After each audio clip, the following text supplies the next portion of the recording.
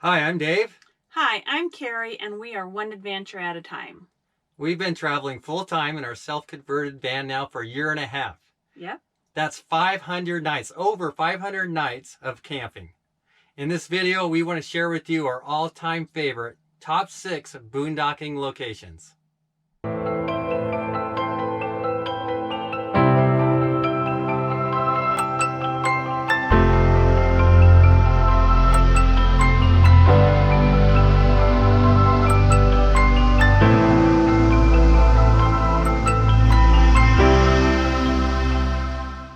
Now, if you've been watching our boondocking series over the last year, you're going to hear us say quite often, "This is my favorite spot ever." Now, these 6 spots that we chose are 6 areas that we instantly both agreed on. No conversation at all. We're like, yes, these are on the top. Super easy decision. Yeah.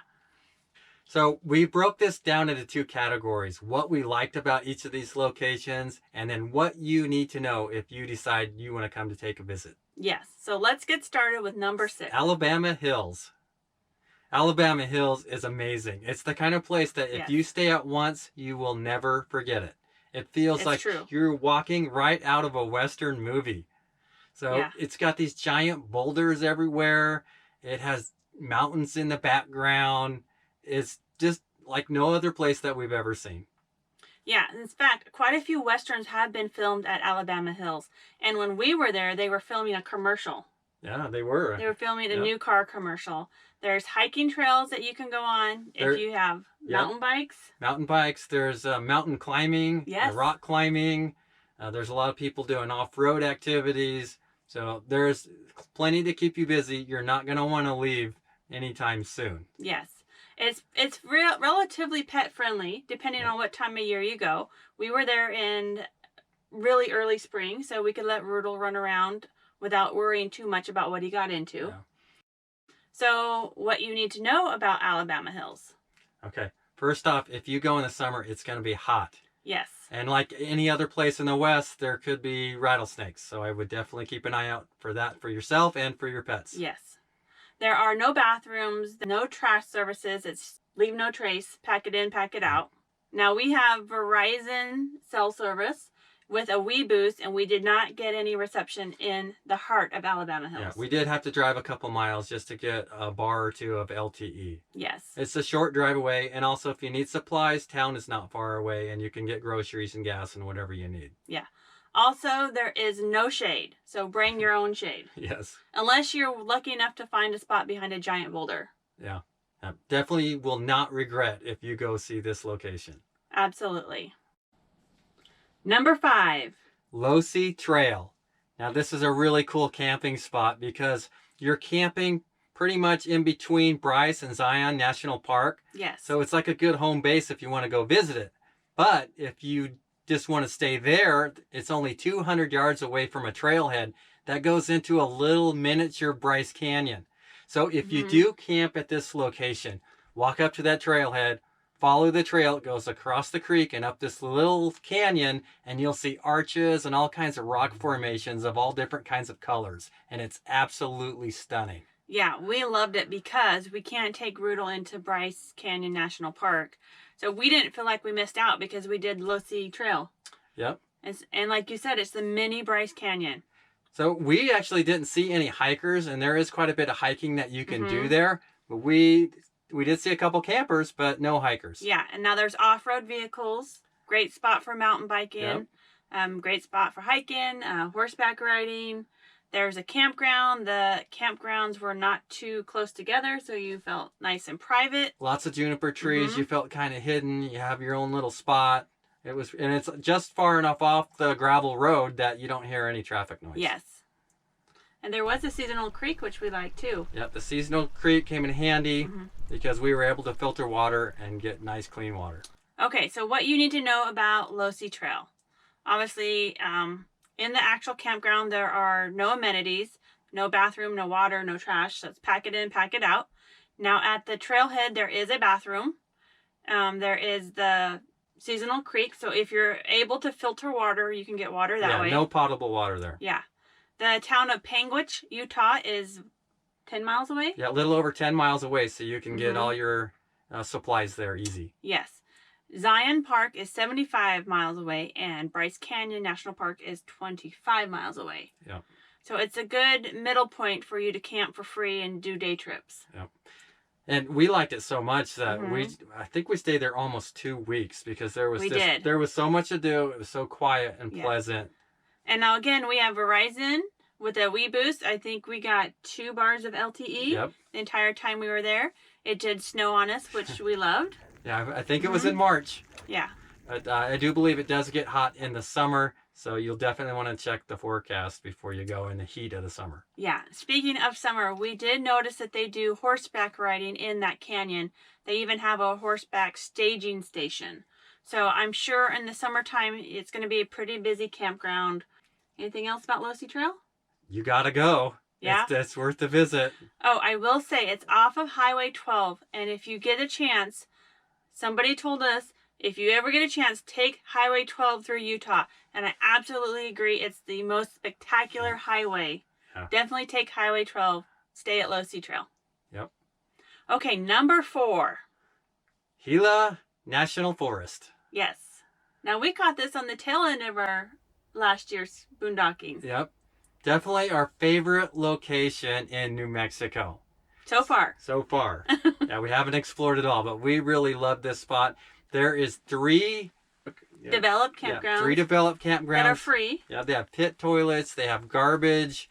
I don't think they had water there, but there is water that you can get. There was a seasonal creek in the one campground. One campground was tents only, Yep. and the 2 other were regular campgrounds. This camp spot, we like this area because you had so many choices on where to camp. Yes. And it's up in the pine trees, and there's all kinds of different cliffs and rock formations, and there's even cliff dwellings that you can go explore that we haven't even had time to check out yet. Yeah. So not only is there developed free campgrounds, there's dispersed camping everywhere. This is a location that you could spend a lot of time at. Yeah. Because there's so many choices. Now, we did go to the Gila National Forest in December, so we didn't get to spend much time exploring all the side roads. Yeah, we had to get out of there because there was a snowstorm Yeah. coming in, and we didn't want to get trapped all winter. But we definitely want to go back. And what do you Yeah. think the highlight of this area is, Carrie? My favorite part is the Gila Campground Hot Springs.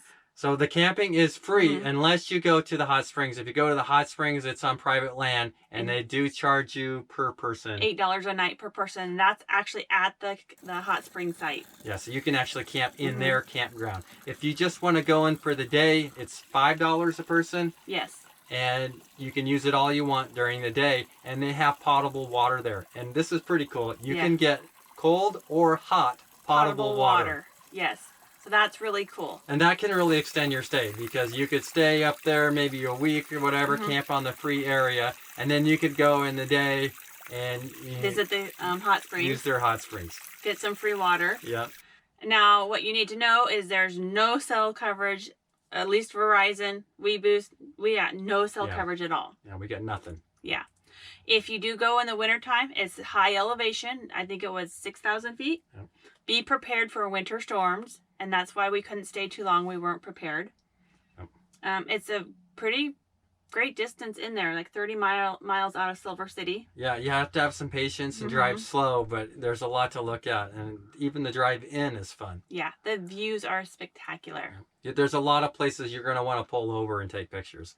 We did see lots of hiking trails. We saw lots of mountain biking trails and endless areas to disperse camp. Yep. So we will be back to Gila National Forest. Definitely going back to that one. Number 3. Sedona. Now, if you're into hiking, this is a must-go location. Yeah. So what's really cool about Sedona is everything's kind of in a smaller location, but it's just packed full of any activity you would want. There is 400 miles of trail just in this small area. Yes. So pick out a couple trails that you want to hike and then plan on hiking them. It's just incredible. The red rock, the cliffs, the scenery, the sunsets. You'll definitely want to come back after doing just a couple hikes. Yes, the red rock country, the scenery is absolutely amazing. It's nothing like it I've ever seen. Yeah, we haven't It seen any rivals- place like this. It rivals Moab, but it's Yep. on its own special level. It is, yeah. So the boondocking is pretty incredible here too. There's a road that goes through called the 525C. Yes. And there is dozens of places to free camp. Now, I will say that if you do free camp in one of these locations, definitely get off the road a little bit so it's a little bit more quiet, not so dusty. Yeah. In addition to the 525C, there is, I think, something like 1.8 million acres of Forest Service land around the area. So if you want to get out a little further away from the crowds, you're able to do that as well. It's very flexible on picking your kind of location. All right, so what's there to do in Sedona? There's hiking, there's mountain biking, there's rock climbing, horseback riding. You'll see on the nice calm days, you'll see balloons going over every day, hot air balloons. And if you've never heard of the pink Jeep tours, you will know what we're talking about in Sedona. They're everywhere. So you can take your own rig or you can rent one. Okay, so what you need to know about Sedona. So all the trails, there's a fee to park in the parking lot to hike. It's like $20 for a yearly fee, so that's not too much. Sometimes you can park just outside the parking lot on the side of the road, but it's very limited parking. Yep. We found a couple trails that we just parked at, and then we walked up to the trailhead, and we did not have to pay. Yeah. The other thing is it gets very busy. Yeah. So if you're going to come later in spring, early summer, be prepared for crowds. Yeah, almost every single trail we went on, the parking lots were full. Yes. So do prepare yourself mentally for that. Yeah. The later you go in the season, the earlier you're going to need to go hiking. In the summertime, it does get pretty warm. It gets warm and it gets dusty. Yes. So if you're camping on the 525C, try to get as far off the road as you can, because all of those pink Jeep tours are going to be going by and your entire camp will be covered in dust. Yep. I also recommend waking up early in the morning on those calm days and see if you can spot any hot air balloons. Yes. Now, if you go in the winter, you're going to have exactly the opposite problem. It does rain quite a bit. If you're camping in the winter, make sure you watch the weather, because if it rains or snows, that mud gets real soft and it's super easy to get stuck. Yes. The other thing I love about Sedona is there's 2 post offices, so it's easy to get your mail. There's also Amazon Dropbox. Yeah. I think that's the only boondocking location where we've had an Amazon Dropbox. And most of the time, you're not going to be that far away from the town of Sedona, so it's easy to get your supplies. Yeah. Number 2. Indian Creek.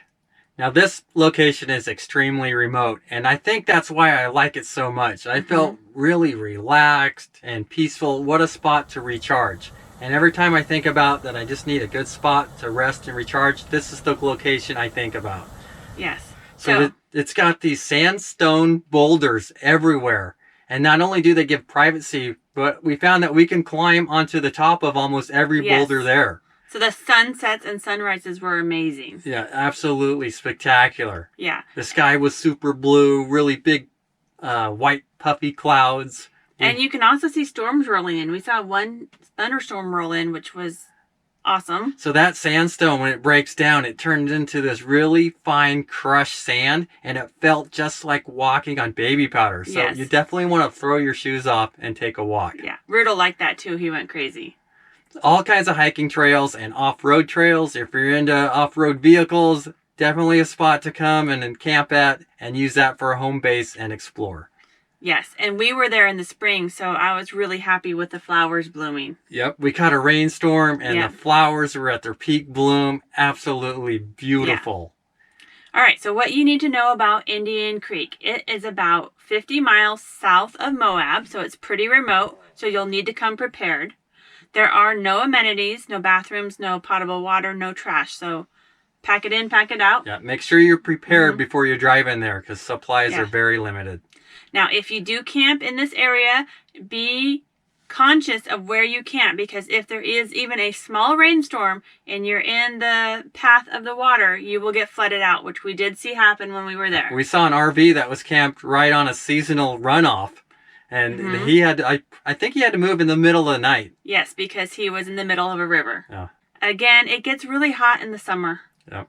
So you'll just need to come prepared. Again, bring your own shade, not too many trees. It is fairly close, within maybe 10 miles of Canyonland National Park. Yeah, it's the southern entrance, so Mhm. you can only get to this entrance from this location. Yeah, so it's a pretty remote area. Yeah, I think that's what I like about it. And our number one all-time favorite location is Ash Creek. You guys probably already knew that. So Ash Creek is very cool, and it's different than almost every other camp spot that we've camped at in the last year and a half, because we are camping right on a crystal clear river. We're like 20 feet away from it. Yeah. And so we can count on getting the best night's sleep ever. I don't know if you've ever been that close or camped right on a stream before, but it's very soothing. Yeah. And you'll never see a more bluer sky than you do in Modoc County. It is the bluest I've ever seen of anywhere we've ever been. Yeah, and we say that every time we go there. Yeah, it's like, wow, look how blue the sky is. Yes. We've got a lot of good memories at this location, so that might influence our decision. But it's super remote, it's quiet, it's peaceful. We always feel recharged after staying there. Exactly. And when I boondock at Ash Creek, I feel like I've just hit the easy button. There's water, there's shade, there's plenty of wood for campfires. Like everything you need seems like it's right there. And there's no crowds too. Every time we've been there, most of the time we're the only ones. Every once in a while there's another camper or two in the area. And that's it. That part of California doesn't get very many people. Yes. And the Fish and Wildlife stock the creek, so the fishing is fantabulous. Yeah, there's 3 different kinds of trout in the creek. Okay, so what you need to know about Ash Creek. For one, it's extremely remote, so you need to come prepared because the small town in Aden is like 8 miles away, but your resources will be extremely limited there. Yeah. There are no amenities in this section of the creek. There's no bathrooms, there's no potable water, and there's no trash. Yep. Now, there is no cell reception. I don't believe any carrier. It's that remote. So come prepared to not have any reception.